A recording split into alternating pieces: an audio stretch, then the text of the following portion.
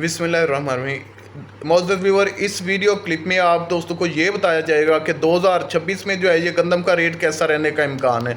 अभी एक बार जो है ये रेट बहुत ज़्यादा हो गया था, लेकिन अब हुकूमत ने जो है वो कंट्रोल रेट दे दिया, तो इस वजह से जो है वो रेट कम ही है। लेकिन कबल अज़ वक्त किसी किस्म की भी ऐसी कोई भी जो है पेशन कोई करना फिल वक्त जो है ये मुनासिब नहीं है। कुछ भी हो सकता है, आने वाले दिन कैसे आ सकते हैं कैसे नहीं आ सकते, इसके मतलब कुछ कहा नहीं जा सकता।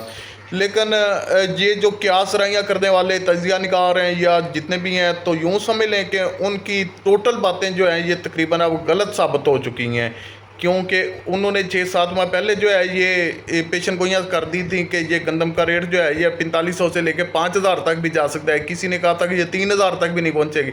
तो आप देख सकते हैं हालिया दिनों में जो है ये 3500 रुपये फ़ी मन के हिसाब से जो है ये गंदम फ़रोख्त होती रही है मार्केट में और मुख्तलिफ मंडियों में।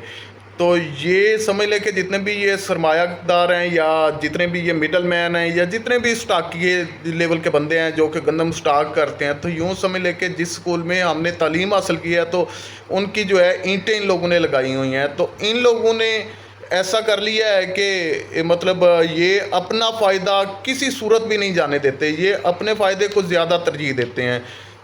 तो ये ज़हन में रख लें कि कमो बेश जो है ये 3300 या 3500 फ़ी मन के हिसाब से ये कीमत लाजमी रहेगी।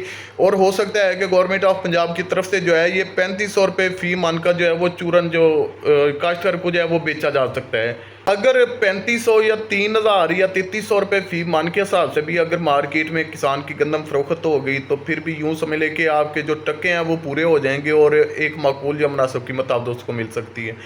तो बेहतर यह है कि गंदम को ज़्यादा तरजीह ना दें। गंदम के साथ साथ आप ऐसा कर सकते हैं कि इसके साथ आप राया किनोला वगैरह की काश्त कर लें। अभी आपका जो मौसम चल रहा है बहुत ज़बरदस्त मौसम है। आप गंदम जहाँ पे आपने अगर 10 एकड़ काश्त करनी है तो वहाँ पे 7 एकड़ जो है वो गंदम रखें और 3 एकड़ तक जो है वो राया या किनोला की फसल काश्त करें।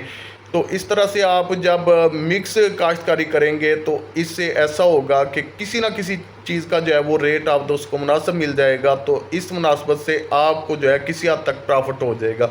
बाकी गंदम पे बेतहाशा खर्चा करने की भी कोई ज़रूरत नहीं है। फिल वक्त जिन दोस्तों ने गंदम काश्त करनी है, अगर वो आधी बोरी DAP से भी काम उनका तकरीबन चल जाएगा, कोई 2-4 मन फ़ी एकड़ के हिसाब से जो है वो औसतन एवरेज में जो है फ़र्क आएगा।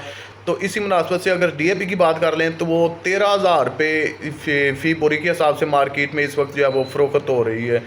तो बेहतर यह है कि जितनी चादर हो उतने पाँव फैलाए जाएं, हर चीज़ को जो है एक मुनासबत से रखा जाए, तो फिर आपको नुकसान नहीं होगा। तो आज का जो मेरा खुलासा है गंदम के हवाले से, तो वो ये है कि डाइवर्ट काश्तकारी को जो है वो तरजीह दें। किसी हद तक किनोला राया इसको काश्त कर लें और साथ में किसी हद तक जो है वो गंदम की काश्तकारी कर लें। इंशाल्लाह आप बेहतर रह जाएंगे।